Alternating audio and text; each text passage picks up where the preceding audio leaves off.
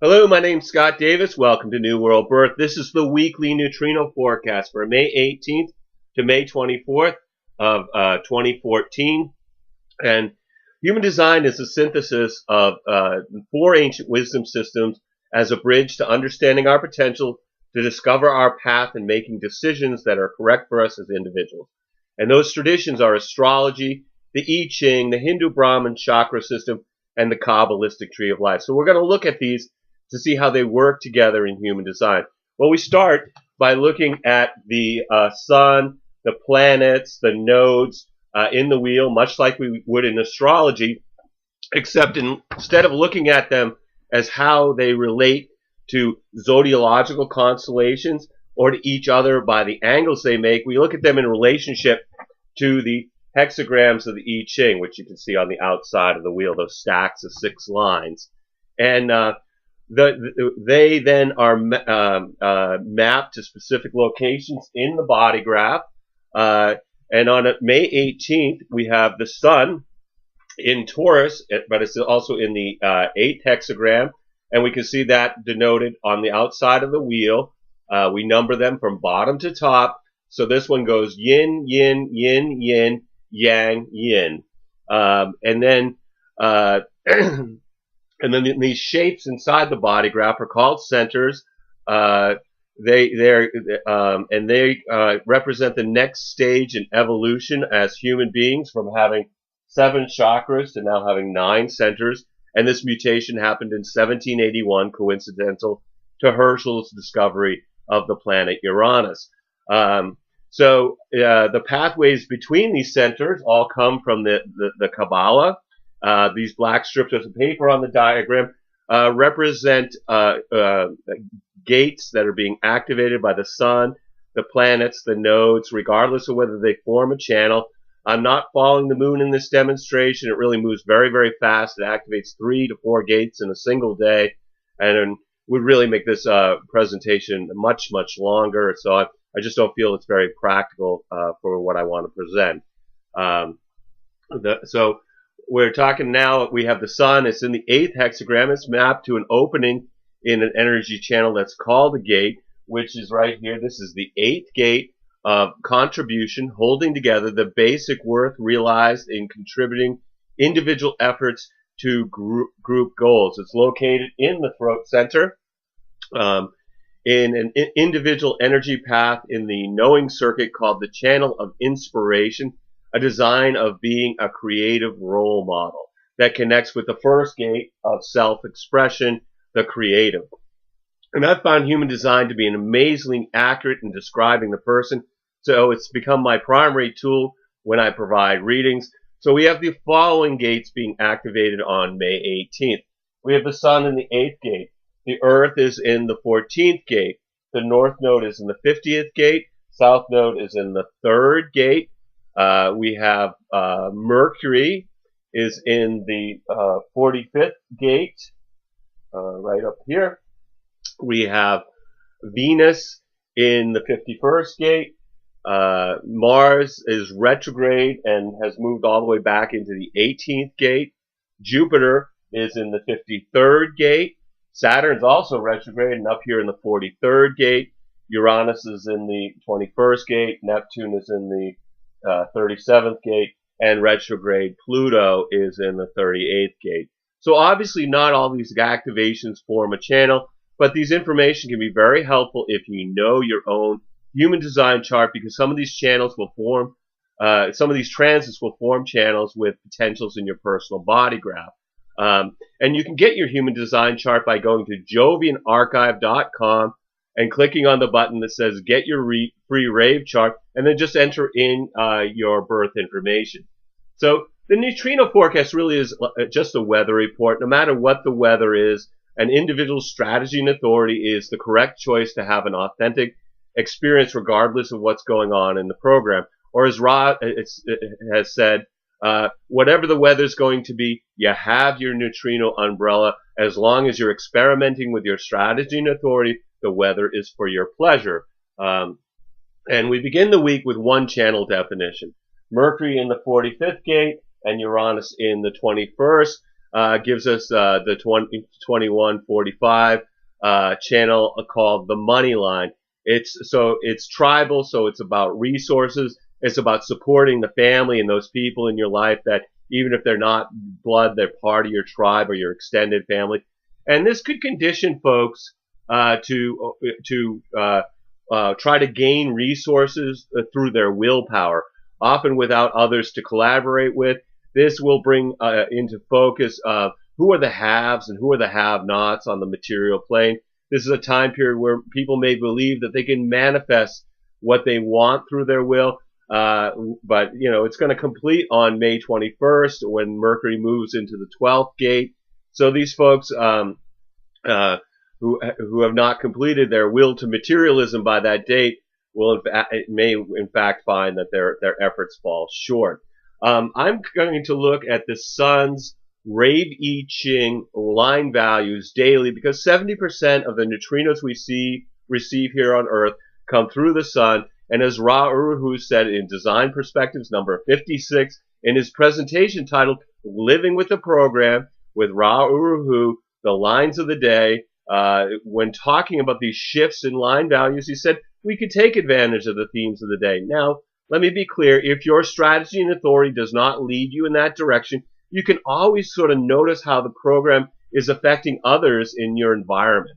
So let's get started. May 18th begins with the sun.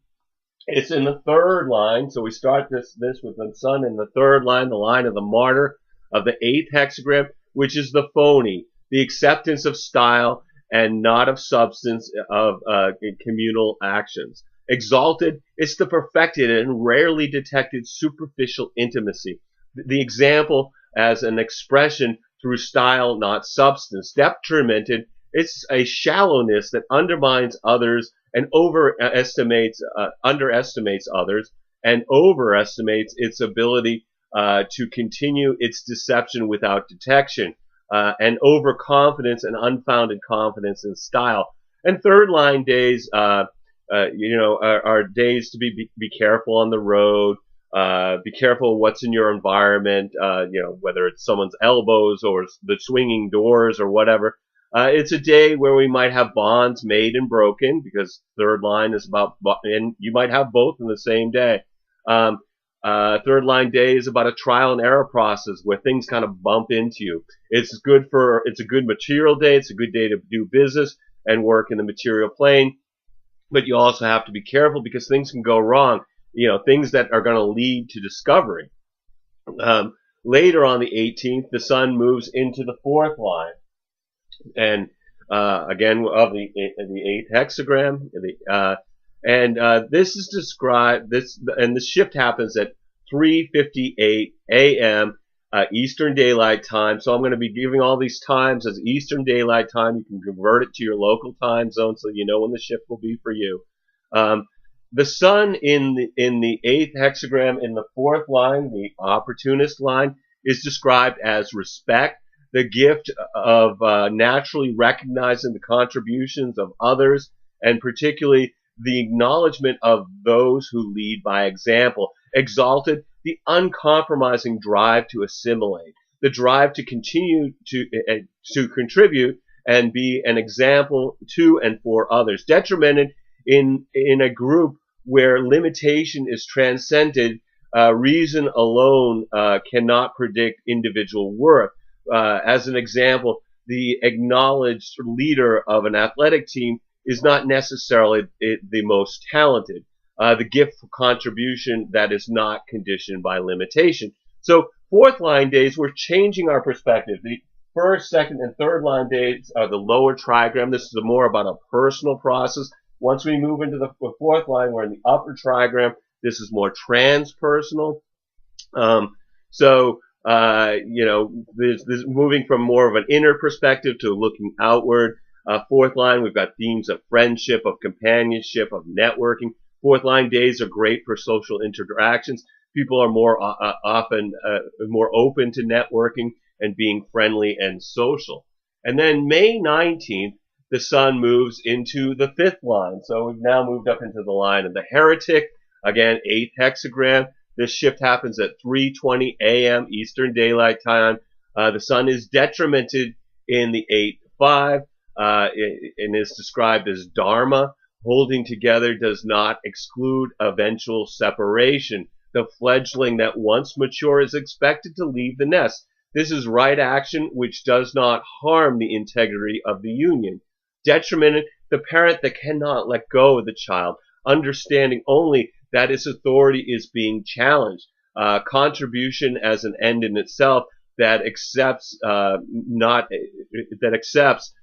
expects limitation, exemplified by the parent that cannot let go of the child.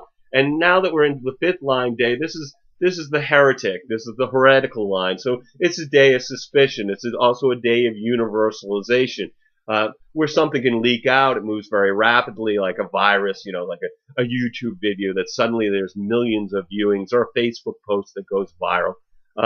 There could be a great deal of suspicion and paranoia on the 5th line day. Although I'm here to tell you, as a 5th line individual, it's only paranoia if they're not out to get you, and if you're not meeting their expectation, often they are out to get you.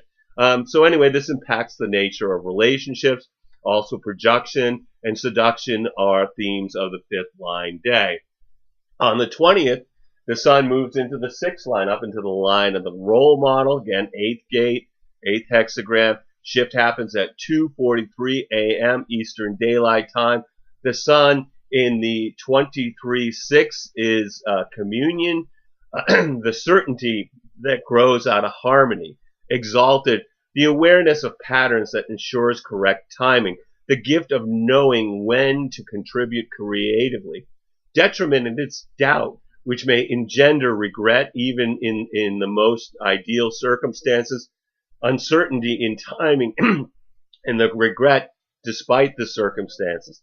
The 6th line day is not to get stuck in your head, not a day to get Ra talks about not getting stuck with your head in the clouds because you end up having something bump into your kneecap. So it's a day where there can be a lack of focus of what's going on around you, because folks are really looking beyond their immediate environment. And so, like a 3rd line day, it might have certain dangers of not seeing cars coming, not seeing bills coming. And also on the 20th, Venus changes gates.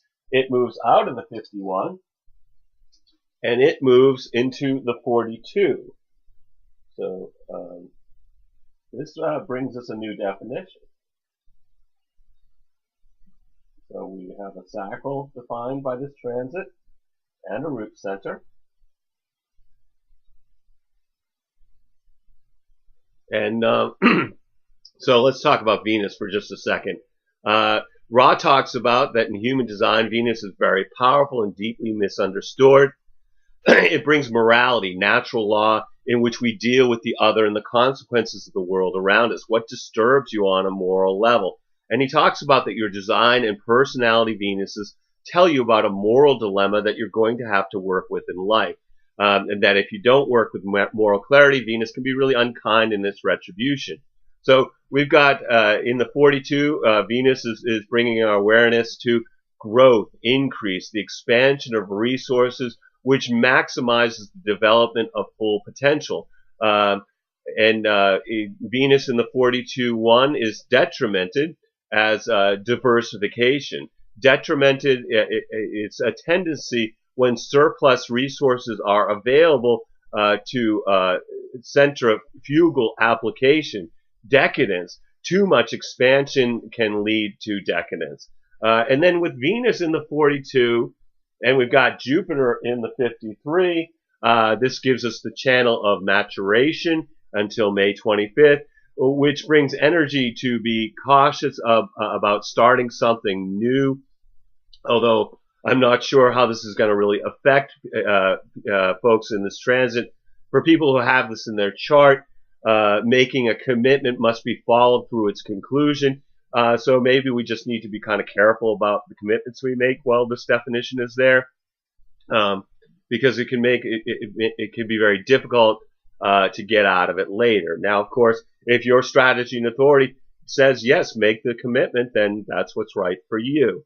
But typically this channel definition can take 7 years. A commitment made can really take a 7-year cycle before it reaches completion. And the description of this really reminds me of that movie Groundhog Day, with experiences being repeating cycles that slowly bring us to maturity and wisdom. The wisdom that all life is a journey that never ends. We may feel more deeply attuned to the cycles of life for a few days, as we're more apt to notice planetary cycles, body cycles, historical cycles. This also really affects non-generator types in feeling more busy, having more endurance to work, but just don't get used to it because it's not you. And then on the 21st, the sun moves out of the 8th hexagram, and it moves to the 20th. So put that there.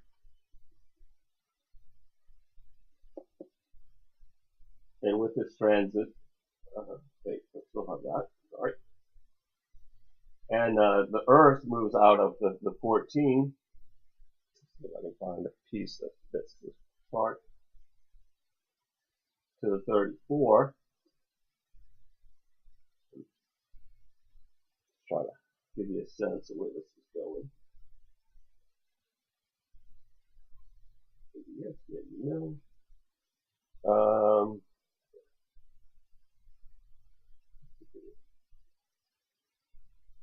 It's a long channel. All right, that pretty much gives you the idea. And everything else stays the same. Good.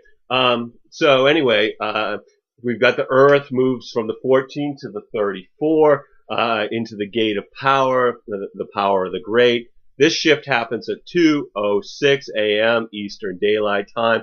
The sun is in the 20th gate of the now, the contemplation, recognition, and awareness that now transforms understanding into right action.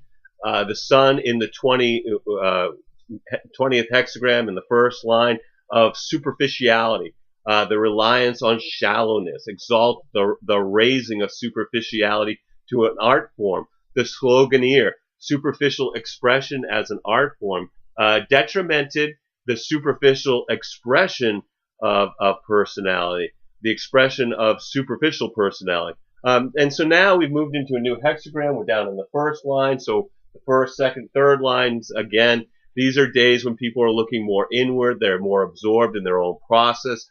The theme of the first line is of the investigator is fear or anxiety about what needs to be investigated. So it's a good day to study, not to act. A good day to look into things, not to jump. It's a good day to deal with things you don't understand, try to make sense of, or don't know. And so with the Sun-Earth axis in the 34-20, we've actually got, there's 3 channels, just so you know, that are activated by polarities. The 37-40 is one, the 43-23 is the other, and the 34-20 is the third. And the 34-20 is the channel of charisma, and it's going to be with us until May 26th. This will influence us to become busier in the now, where things we think about might become experiences that we're having. Folks, expect folks to be more deeply involved in their daily activities, maybe unaware of the expectations of others.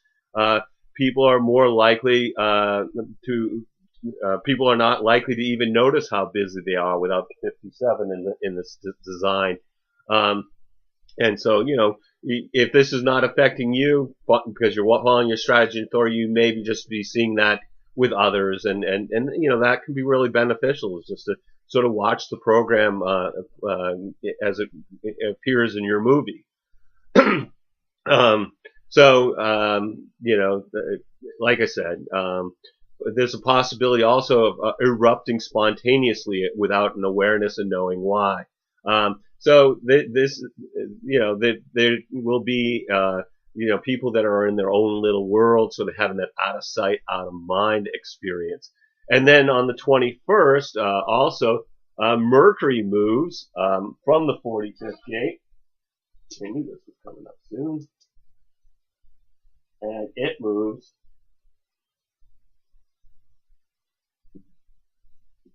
to the 12th.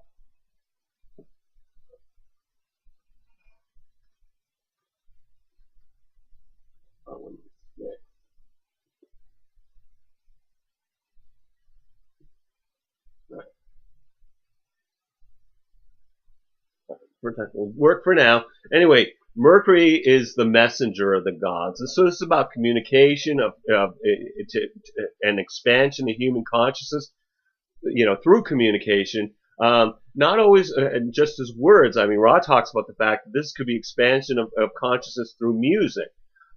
So what needs to be communicated in life? Well, we communicate the message of our design Mercury through the medium of our personality Mercury, according to Ra. Which I've definitely found is how it works in my personal chart. So, I mean, what might we hear more communicated about the 12th in the 12th hexagram? Well, maybe we'll be hearing people talking about quieting the mind. This is the gate of caution, standstill, the quality of restraint, and the importance of meditation and inaction in confronting temptation. Mercury in the 12th hexagram first line is the monk. Withdrawal that can be only maintained with communal support, exalted. It's the beauty and the harmony possible beyond the reach of temptation, the expression of social withdrawal and its value in when supported by others. Detrimented, it's Simon the Stylite. Total and often absurd withdrawal, the absurd expression of social caution and extreme withdrawal from emotional conflict. And then on the 22nd, the sun moves from the investigative line up into the line of the hermit, the second line of the 20th hexagram. And my goodness, this one's popular or not?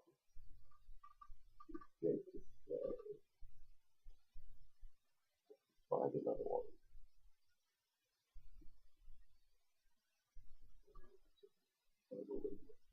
Okay. Exactly. Sorry, folks. All right. So anyway, so the shift happens around 1:29 a.m. Eastern Daylight Time. It's up here in the second line of the 20th hexagram.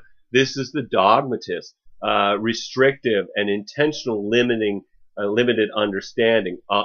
Exalted, it's the limitation of personal and exclusive is less negative through ascetic withdrawal. A restricted awareness in the now, detrimented the power to lead others down a narrow path. The gift through expression of leading others down a narrow and restrictive path. Second line days, has people waiting for something. They're waiting for a call. People get stuck in their own experience, their own trip. It's not a great day to have a party because nobody's going to want to come. They want to just hang out at home. So also on the 22nd, Uranus moves from the 21st hexagram, and it moves to the 51. Which is huge because Uranus is a very slow mover. In Uranus, let's think about Uranus. Uranus is about unusualness. This is the planet that its discovery got us into this new mutative, nine-centered being experience. So it's this sort of evolutionary, mutative undercurrent to expand our lifespan. The Saturnian lifespan was 28 years. Now we're in the Uranian lifespan of 84 years. So this is a new pattern for life. It's subjective, objective, transcendent is the pattern, which we see particularly in the six-line beings. It's the light in the window of our time, and it's in the gate of shock, the arousing, the ability to respond to disorder and shock through recognition and adaptation. Uranus is in the first line of the 51, is reference. the advantage of previous crisis experience, exalted the gift of re-examination that is the foundation of preparedness, the power of the ego conditioned by experience, detrimented. It's a tendency to emotional withdrawal after shock, a weakness in the ego in times of challenge. And then on the 23rd, the sun moves into the third line, in the line of the martyr of the 20th hexagram. The sun's exalted in the 20th hexagram third line, but it's also detrimented by the earth in the 34th gate in the third line. So if you look at the just now chart for the 20th hexagram third line on the 23rd day of May, what it's going to look like is a six-pointed star, because the exaltation is this upward triangle, the detriment is the downward triangle. You overlay those two, it looks like a star. This shift happens at 53 minutes after midnight Eastern Daylight Time. So just right after midnight Eastern Time. This is self-awareness, understanding derived from analysis of personal actions and effects. Exalted, the proper attunement and development of personality through self-consciousness. The expression of self-conscious awareness in the now. Detrimented, it's self-consciousness in the extreme that hampers development. The expression of self-consciousness in the extreme. Okay, in third line days, again, we talked about this, is, being careful of what's in your environment, that, again, bonds made and broken, trial and error process, basically discovery that comes from figuring out what doesn't work. Those are all those third line themes. So you can kind of overlay that and realize that whatever's coming up, it's really here to bring about discovery. And then the 24th, the sun moves into the fourth line. So again, we're moving out of the lower trigram up to the upper trigram into the line of the opportunist. Again, 20th hexagram in the fourth line, and this shift is at it couldn't possibly. Okay, this shift is at 17 a.m. Yes, it is. Absolutely. Sorry. This one's at. What happens is that later, at this time of year, the sun is actually moving very quickly, so it closes this gap, and which throws me off. But actually, 17 minutes after midnight, that's when the sun makes the shift into the fourth line of the 20th hexagram, again, Eastern Daylight Time. The sun in the 20th hexagram, fourth line, is described as application. Recognition and awareness can only be transformed into action in cooperation with those that have the ability to act upon the understanding. Exalted, the teacher whose students transcend him, where the expression of awareness can only be turned into action through others. The teacher. Detrimented, a tendency to prefer theory to application, the expression of awareness as theory with little interest in its application. So fourth line days, again, we're changing from an inward perspective to an outward perspective. Themes of friendship, companionship, networking. So those are all things that you might see played out in your day. And then later on the 24th, this is where it threw me off, the sun moves into the fifth line of the 20th hexagram. This shift happens at 11:41 p.m. Eastern Daylight Time. So the sun in the 20th hexagram, fifth line, is described as realism. Contemplation in and of itself is no guarantee of success.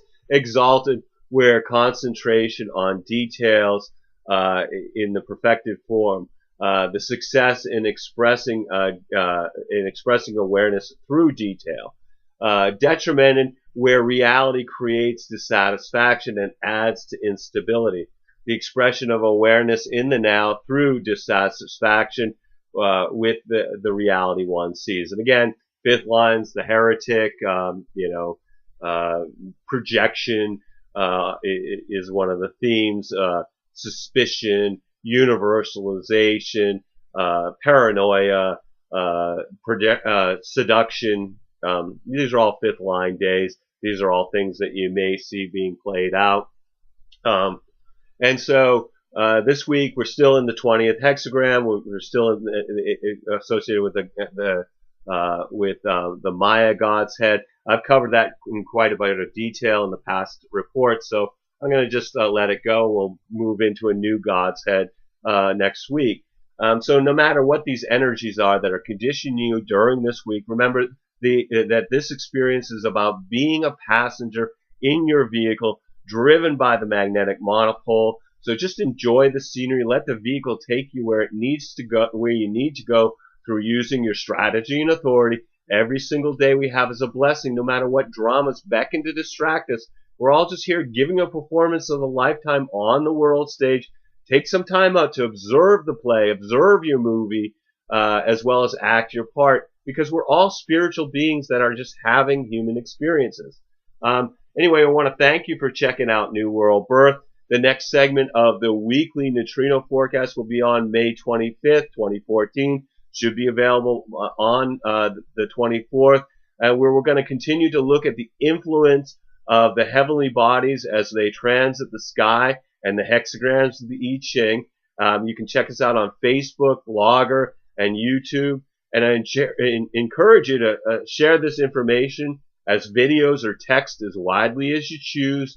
I'll also be discussing the transits of June 2014 and providing some short 10 to 15 minute human design readings to the participants of the Earth Needs Rebels show on Truth Frequency Radio on Monday, June 2nd. And the show starts at 1 p.m. Eastern Daylight Time. I come on about 1:30. It goes to 3.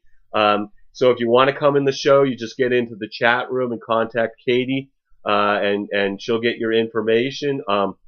If you actually want to participate, they'll call you from free anywhere on the planet, or you can just participate through the chat if that suits you better. Anyway, I invite you to contact me at newworldbirth@yahoo.com if you have any questions, or you'd like to schedule a reading. So if you've been thinking about a reading, please contact me. I'd love to provide you a reading during these uncertain times. You need to either be able to call me in Maine in the USA, or we can connect with Skype to receive your reading. We're also accepting donations to keep these reports freely available. But one great way to make a donation is get a reading. As always, I'm blessed that you've taken the time to connect with my passion for all these ancient mysteries and their application in our journey during this incarnation. The light in me honors the light in you. Namaste, in Lakesh, and as Ra would say, love yourself. And great gratitude to you for being part of this experience with me. And I hope to see you in the future, either in a reading, or on the radio show, or in a video. Anyway, I'm just very, very grateful for everybody who has been so supportive of what we're doing here. Peace out.